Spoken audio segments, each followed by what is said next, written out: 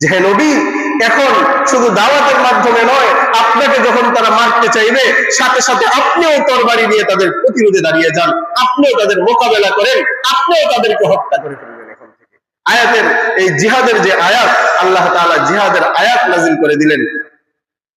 সূরাতুল হজ্জের 39 নম্বর আয়াত আল্লাহ তাআলা বলেন, উযিনা লিল্লাযীনা ইউকাতালুনা বিআন্নাহুম যুলিমু ওয়া ইন্নাল্লাহা আলা নাসরিহিম লাকাদির।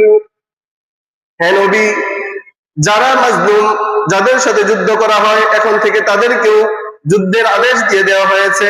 নিশ্চয়ই আল্লাহ তাআলা তাদেরকে সাহায্য করতে সক্ষম।